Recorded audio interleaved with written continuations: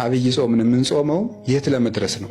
መቼስ 40 ቀን እየጾምን 40 ቀን ጾመን የት ነው የምንደርስ? ምንድን ይባላል መሰላችሁ? መንገድ የሚሄድ ሰው መጀመሪያ ማወቅ ያለበት የት እንደሚሄድ ነው። የት እንደሚሄድ ማወቅ አለበት። ከዚያ ቀጥሎ ደግሞ በየት በኩል እንደሚሄድ ያጠናል። መቼ እንደሚሄድ ደግሞ ያጠናል። እነዚህን ሶስቱን ሲያውቅ ደግሞ የት እንደሚሄድ በየትኛው በኩል ቢሄድ እንደሚያዋጣው መቼ መሄድ እንዳለበት ከወሰነ በኋላ ደግሞ እንዴት እንደሚሄድ ደግሞ ምን ይላል? ይወስናል። የአገሩን ርቀት ያያል፣ መድረሻውን ያያል፣ የመንገዱን ስልት ያያል፣ ቀኑን ወስኗል። ከዚያ በኋላ ደግሞ እየፈጠንኩ ልሂድ፣ እየሮጥኩ ልሂድ፣ ብቻዬን ልሂድ፣ ከሰው ጋር ልሂድ የሚለውን ደግሞ ያዘጋጃል። መንገድ የሚሄድ ሰው እነዚህን ሳያውቅ መጓዝ የለበትም። ምን ይላል መሰላቸው? አንድ ጸሐፊ የተውሶ ቃል ለመናገር ይቅርታ እየጠየቅኩኝ ሚኒንግለስ ጆርኒ ቱዋርድስ ሚኒንግለስ ኤንድ ምን ማለት ይመስላችኋል? ትርጉም የሌለው ጉዞ ትርጉም የሌለውን መጨረሻ ያመጣል። ትርጉም የሌለው ጉዞ ትርጉም የሌለውን ምን ያመጣል? መጨረሻ ያመጣል። ወይም ደግሞ ትርጉም የሌለው ጉዞ መጨረሻውም ትርጉም የለውም። መጨረሻው የሚያምረው ጉዞ ሲታወቅ ነው። ያላወቁት መንገድ ካወቁት ሀገር አያደርስም። ካወቁት ሀገር የሚያደርሰው ባወቁት መንገድ ይሄዱ እንደሆነ ነው። የሚኬድም የምንሄድበት ዓላማ ሲሄድ ነው። ወይ ቃል እንሰጥ፣ ወይ ቃል እናመጣ፣ ወይ ልንኖር፣ ወይ ሰው ልናደርስ፣ ወይ የምናገኘው ነገር ሲኖር ነው። ዝም ብሎ መጓዝ የነፋስ ጉዞ ነው፣ ወይም የውሃ ጉዞ ነው። ውሃ ሂዶ ሂዶ ሂዶ ሂዶ ለራሱ የሚጠቀመው ነገር የለም። ነፋስ ነፍሶ ምንም ነፋስን እንደመጎሰም ነው ያለው ቅዱስ ጳውሎስ። ስለዚህ ነው ትርጉም የሌለው ኑሮ መኖር እጅግ አስጨናቂ ነው። ስለዚህ ስንኖር ለምናደርገው ነገር ሁሉ ለምን እንደምናደርገው ግንዛቤም አይምሮም ዓላማም ሊኖረን ይገባል። አብይ ጾምም ዓላማ ያለው ጾም ነው። ለምንድን ነው የምንጾመው? ምንድነው? የት ነው የምንደርሰው? ጾመን የት ነው የምንደርሰው? ጾመን የት እንደርሳለን የሚለውን ስናውቀው ምንደርስበትን ስናውቅ አካሄዳችንም እናሳምራለን ማለት። አብይ ጾምን ለምን ጉዞ አልከው ስትሉ ክርስትና በባህሪው ራሱ ምንድን ነው የሚባለው? መንገድ ነው አይደለም? ክርስትና መንገድ ይባላል። ጌታችን መድኃኒታችን ኢየሱስ ክርስቶስ ከተነሳ በኋላ የመጀመሪያዎቹ ክርስቲያኖች ሃይማኖታቸው ምን እያሉ ነበር የሚጠሩት? መንገድ እያሉ ነበር የሚጠሩት። ሃይማኖት መንገድ ይባላል። ሃይማኖት ራሱ መንገድ ነው፣ ጉዞ ነው። በብሉይ ኪዳንም መንገድ እየተባለ ተጠርቷል። በሐዲስ ኪዳንም መንገድ እየተባለ ይጠራ ነበር። ለምሳሌ በብሉይ ኪዳን አንድ ሐሳብ ለማምጣት ትንቢተ ሆሴዕ ምዕራፍ 14 ቁጥር 9 ላይ እንዲህ የሚል ቃል አለ። እስመ ርቱዓት ፍናዊሁ ለእግዚአብሔር ጻድቃን ይሐውርወን ወኃጥአን ይስእንወን ይላል። የእግዚአብሔር መንገድ ቅን ነው፣ ጻድቃን ይሄዱባቸዋል፣ ኃጥአን ግን ይወድቁባቸዋል ይላል። የእግዚአብሔር መንገድ ያለው ሃይማኖትን ነው። ሃይማኖት ማለት እግዚአብሔር ወደ እኛ የመጣበት፣ እኛ ወደ እግዚአብሔር የምንሄድበት እግዚአብሔር ያደረገው መገለጥ ነው። እግዚአብሔር ወደ ሰው ልጆች የቀረበው መቅረብ፣ የእግዚአብሔር ወደ እኛ መቅረብ፣ እኛን ወደ እሱ መሳቡ፣ እሱ ማንነቱን ለእኛ የገለጠው መግለጥ እርሱ ሃይማኖት ተብሎ ይጠራል። ስለዚህ ሃይማኖት ማለት ሰው ወደ እግዚአብሔር፣ እግዚአብሔር ወደ ሰው የሚመጣበት። እኛ ወደ እግዚአብሔር ከመሄዳችን በፊት እግዚአብሔር ወደ እኛ ነው የመጣው። ቀድሞ በጥንተ ፍጥረት እግዚአብሔርን በባህሪው ፈልጎ ሊያገኘው አይችልም፣ እግዚአብሔር ራሱን ካልገለጠ በቀር። ወደ ተገለጠው እግዚአብሔር እንሄዳለን እንጂ እኛ ያገኘነው እግዚአብሔር የለም። ራሱን ወደ እኛ የገለጠ እግዚአብሔር ነው እንጂ ያለ ሰዎች ፈልገው ተመራምረው ያገኙት እግዚአብሔር የለም። ለምሳሌ አብርሃም እግዚአብሔርን አግኝቷል፣ ሙሴ ጸሊም እግዚአብሔርን አግኝቷል እንላለን። ያን የተገለጠውን እግዚአብሔር ነው ያገኘ። እግዚአብሔር የሰው ልጅ መሻት ነው የምትባል እንጂ እግዚአብሔር እንደ ዕቃ ተፈልጎ አይገኝም። መሻት ይኑረን ነው። ለይትፈሳህ ልብ ዘያሐስሶ ለእግዚአብሔር፣ እግዚአብሔርን በሕግ በአምልኮ የሚሻ ሰው ደስ ይበለው ተብሏል። እግዚአብሔርን እንፈልገዋለን። የምንፈልገው መሻታችን ነው እንጂ እንደ ዕቃ እግዚአብሔር እንደዚህ ተደርጎ እግዚአብሔር የሚባል አካል አገኘው እንደዚህ ያለ ነው የሚባል አይደለም። ራሱን ነው እግዚአብሔር ለሰው ልጆች የገለጠ። ያ የተገለጠው እግዚአብሔር ወደ እኛ ራሱን የገለጠበት መንገድ ሃይማኖት ይባላል። እኛ ደግሞ እሱን ያን የተገለጠውን እግዚአብሔር አንድነቱን ሦስትነቱን አምነን የምንሄድበት ደግሞ መንገድ እርሱ ደግሞ ሃይማኖት ይባላል። ስለሱ የተቀበልነውን እውነት ተቀብለን ወደ እሱ የምንሄድበት ጎዳና እሱ ሃይማኖት ይባላል። ጌታችን መድኃኒታችን ኢየሱስ ክርስቶስ ወደዚህ ዓለም ምን አለ ነው የተባለው? ብሉይ ኪዳን ላይ ራሱ እግዚአብሔር አመጋገቡ ሰዎችን ሲመግብ የመንገድ ሥራ ነበር የሚሰራው አይደለም። እግዚአብሔር በገነት ምን ሲል ሰማ አዳም ነው የሚለው? ሲንቀሳቀስ ሰማ አይደለም የሚለው? እግዚአብሔር በገነት ሲንቀሳቀስ ሲያንኮሻኩሽ አዳም ሰማው ይላል። ከዚያ አብርሃም ላይ ስትደርሱ ምን በል ነው ያለው? ከዘመዶች ተለይተህ ምን በል ነው? ሂድ። መንገድ ነው አሁንም እግዚአብሔር የሚያሳየው ማለት ነው። መንገድ ነው የሚያሳየው። ወደ ግብፅ ምን አትበል አትሂድ። መንገድ ነው ይሄ። ያዕቆብ ከየት ወዴት ነው ሄደው? ከከነዓን ወደ ሶርያ ሄደ አይደለም?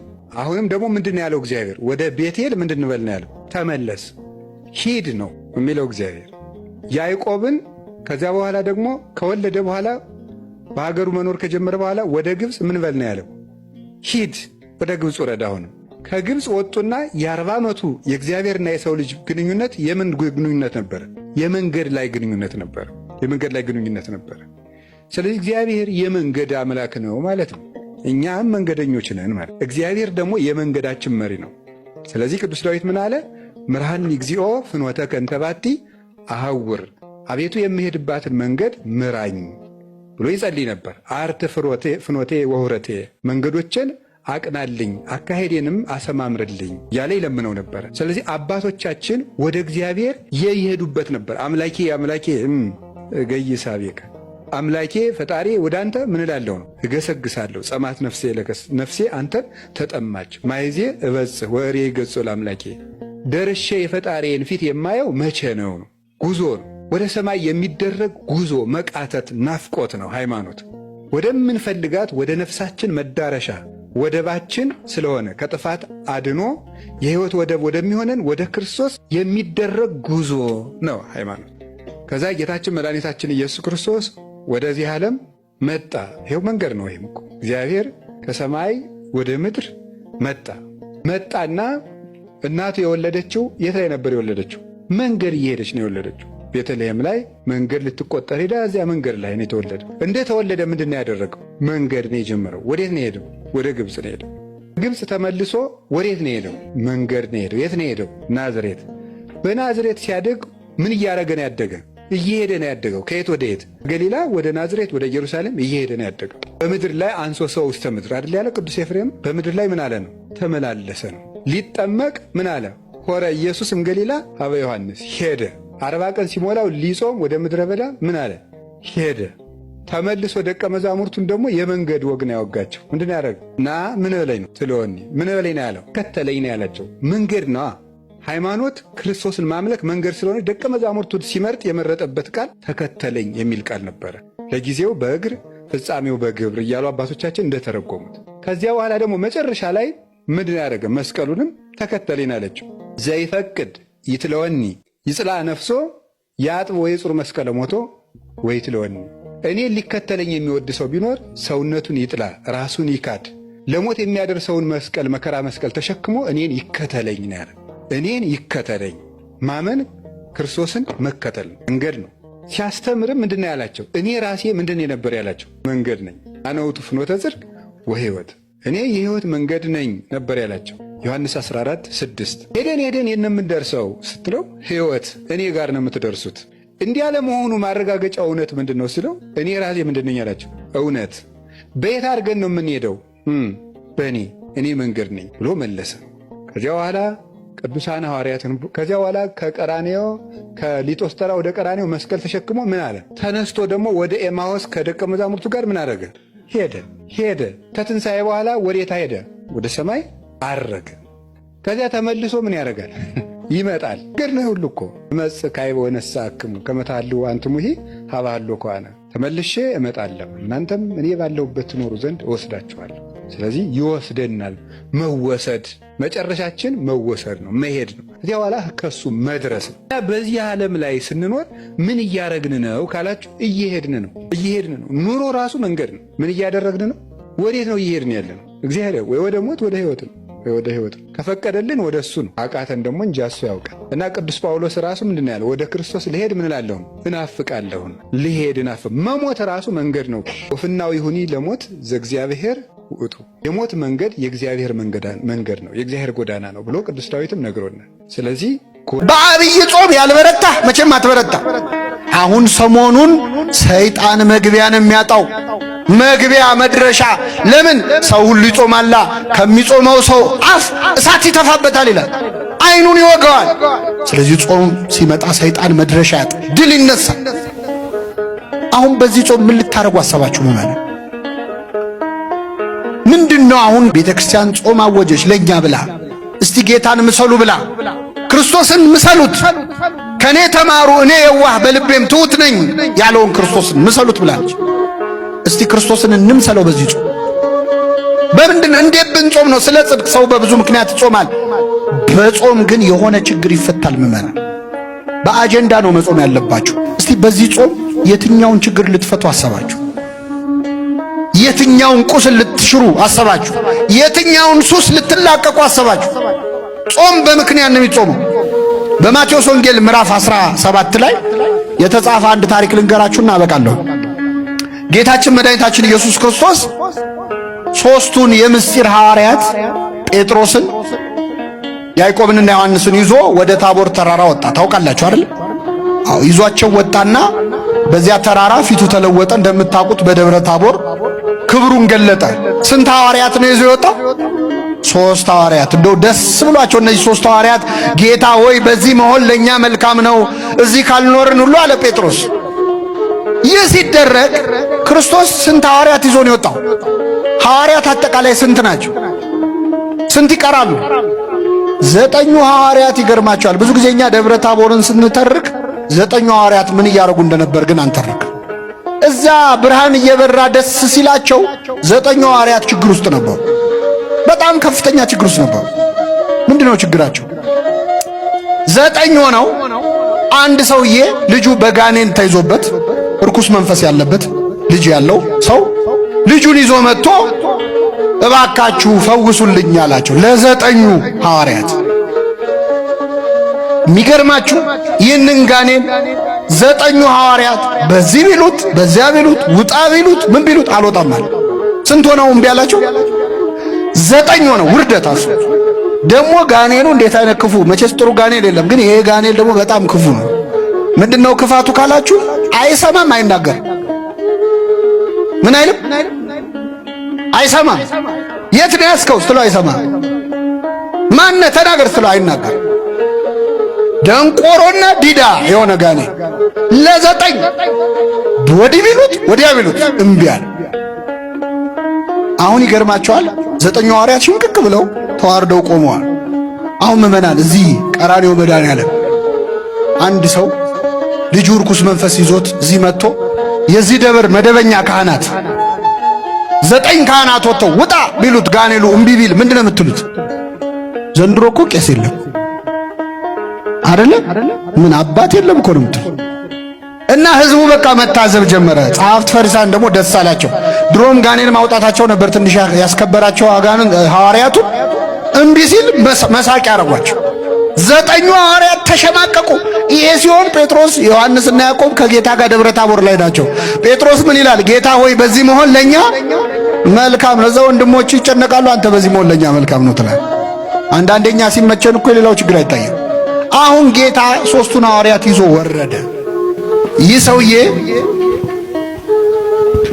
ሲወርድ ልጁ ይዞ ይህ ሰውዬ ቀረበ ወደ ክርስቶስ። ከኔ ጋር ናችሁ ምዕመናን? ጌታ ሆይ አለው፣ ልጄን እርኩስ መንፈስ ይዞታል። ከልጅነቱ ጀምሮ አብሮት ያደገ ጋኔን አለበት። ማታ ማታ ጨረቃ ስትወጣ በጨረቃ እያነሳ ይጥለዋል። ማታ ማታ አንዴ ወደ እሳት አንዴ ወደ ውሃ ይጥለዋል። ራሱ እንዲጎዳ ማለት ነው። እሳት ውስጥ ይጥለዋል፣ ውሃ ውስጥ ይጥለዋል። ካደገ ጀምሮ ከልጅነቱ አለቀቀውም ይሄ ጋኔን። ወደ ደቀ መዛሙርት አመጣሁት፣ ሊፈውሱት ግን አልቻሉም። ቢቻልህስ ልጄን ፈውስልኛል። ምን ቢልህስ አይሰማም። አሁን ክርስቶስ ቢቻልህስ ይባላል። ለምን መሰላችሁ? ደቀ መዛሙርቱ ስላቃታቸው ያው መምህራቸውም የነሱ ቢጤ ነው ብለው። አሁን ክርስቶስን ያስናቅነው እኮ እኛ ተማሪዎች እኮ ነው ምዕመናን። እኛ ስላቃተን እሱ የሚያቅተው እንዳይመስላል። ቢቻልህስ ልጄን ፈውስልኝ አለው። ጌታ ምን አለ? ቢቻልህስ ትላለህ? ለሚያምን ሁሉ ይቻላል አሉ። ይህን ጊዜ ይህ ሰው ምን አለ? አምናለሁ አለማመኔን እርዳው። እስኪ በሉ ከኔ ጋር አምናለሁ አለማመኔን እርዳው። አሁን እስቲ በደንብ ከሰማችሁ መልሱልኝ። ይሄ ሰውዬ ያምናል አያምንም? እስቲ ቃሉን እንድገመው። አምናለሁ አለማመኔን ይሄ ሰውዬ ያምናል አያምንም? ያምናል አያምንም? አምናለሁ ብሏል አላል? ያምናል አያምንም? አለማመኔን ደግሞ ብሏል። ይህ ሰው ያምናል ወይስ አያምንም? ተምታታባችሁ አይደል? እሱም እንዲህ ነው የተምታታበት። እስኪ በሉ አምናለሁ አለማመኔን በሌላ ልተርጉምላችሁ። እንደዚህ እኮ ነን እኛ እኮ ከዚህ ሰውዬ በምንም አንለይ። ታምናላችሁ አታምኑ? ግን ደግሞ አኗኗራችን እንዳመነ ሰው ነው። ስለዚህ አናምን። ትጾማላችሁ አትጾሙ? ግን እየጾምን ነው በእውነት። ስለዚህ እጾማለሁ በሉ እስኪ። አለመጾሜን እርዳው። እየጾሙ አለመጾም አለ ለካ። እስከ 9 እንጾማለን። ስጋ እንበላም። የሰው ስጋ ግን እንበላለን። ሰው ግን እናማለን። ሐሜት አያርግብኝ እንጂ ብለን እናማለን። እኔ ለማማት ብዬ አይደለም ብለን እናማለን። እጾማለሁ አለመጾሜን እጸልያለሁ። ትጸልያላችሁ አትጸልዩ? ግን አሁን እውነተኛ እንጸልያለን። ስለዚህ ጸልያለሁ አለመጸለይን እርዳው። ከሰባቱ አጽዋማት አንዱ የሆነውን አብይ የተባለውን ታላቅ ጾም እንጀምራለን። ይሄ ጾም አብይ ተብሏል። መድኃኒታችን ኢየሱስ ክርስቶስ ስለ ጾመው ነው። ይሄ ጾም የሁዳዴ ጾም ይባላል። ሁዳዴ የሚለው ቃል ሁዳድ ከሰፊ እርሻ ጋር የተመሳሰለ ነው። ሰፊ እርሻ ብዙ ፍሬ ብዙ በረከት ይገኝበታልና የሁዳዴ ጾም ተብሎ ይታሰባል። የዛሬው መልእክቴ ባጭሩ አንድ ስለ ቤተ ክርስቲያናችን መናፍቃን ከሃዲያን ተነስተው በብዙ ሊያጠፏት ከጥንት ጀምሮ ያለ ፈተና አለና ስለ ቤተ ክርስቲያናችን በዚህ ጾም ውስጥ እግዚአብሔርን አስበን የተለያየው አንድ እንዲሆን በተለያየ ስፍራ ያለው በአንድ ሐሳብ እንዲስማማ አንዱ በዚህ በጾም ውስጥ የምናስበው አጽራረ ቤተ ክርስቲያን እንዲያስታግስልን ቅድስት ቤተ ክርስቲያናችን እንዲጠብቅልን ይሄንን ጾም በመንጾም ሰዓት ዋና የምናስበው ይሄ ነው። ሌላው ሁለተኛው ይሄንኑ የመሰለ ነው። ይሄም የሀገራችን ጉዳይ ነው። የኢትዮጵያ ጉዳይ ነው።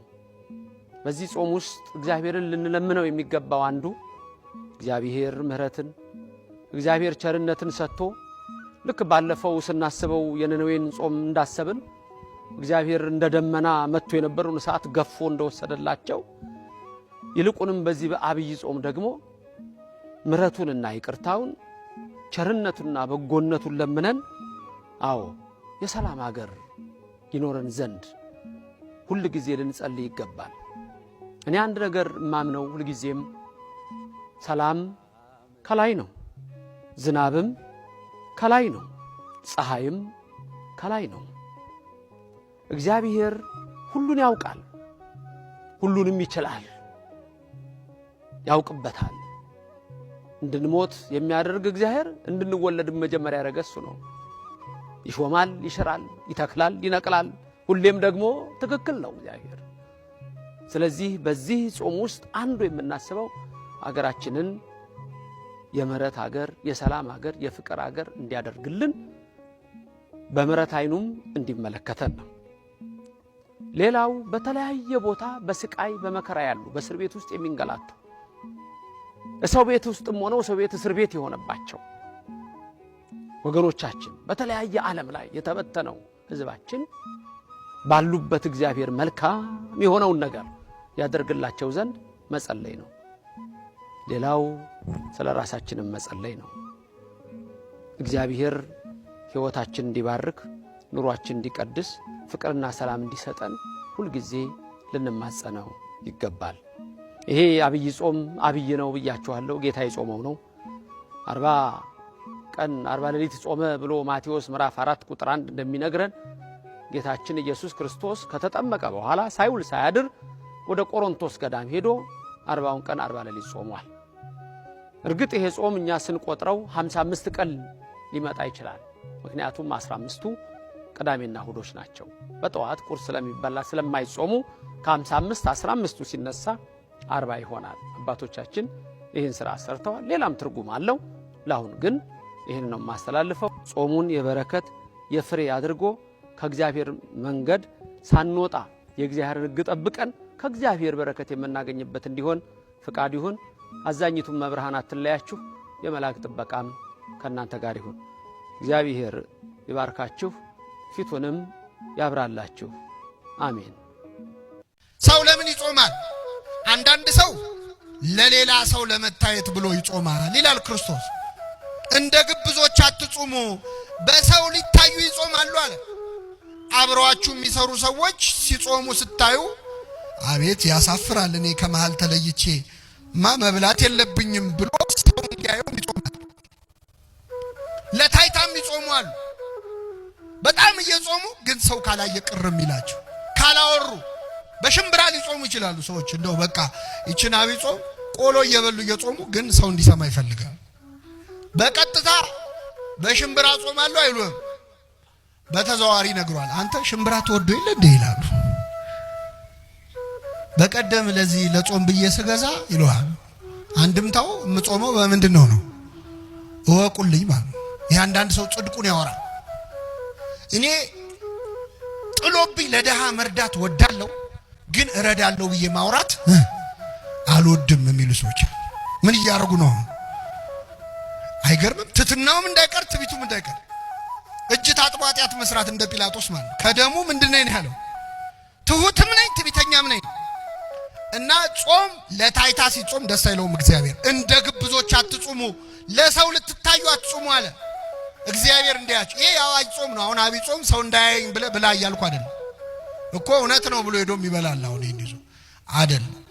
ይሄ አዋጅ ነው። ጾም ቋል ጾም ኮሱ አይደለም። ግን ሐሳብ የምታደርግበት ምክንያት ለታይታ ከሆነ እግዚአብሔር ያዝናል።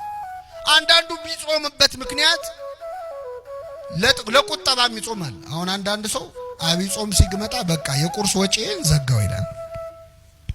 ምሳም የለም። እንዲህ አይነቱን ሰው በምሳው የከበረ ይሉታል አባቶቻችን። በምኑ የከበረ? በቃ አብይ ጾም መጣ ወጪ ቀነስኩ አይደለም። እምትበላው ለደሃ ስትሰጥ ነው ጾም የሚሆን። እንደዛ ሲሆን ነው ደስ የሚለው እግዚአብሔር።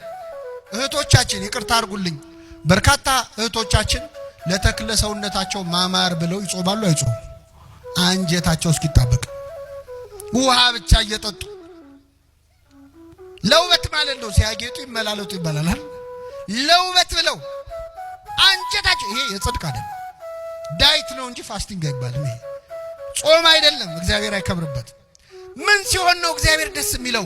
ስለ ጽድቅ ስንጾም ነው። እግዚአብሔርን ሽተን ስንጾም፣ ይቅርታውን ምህረቱን ሽተን ስንጾም ነው። ይህንን ጾም የይቅርታ ያድርግ።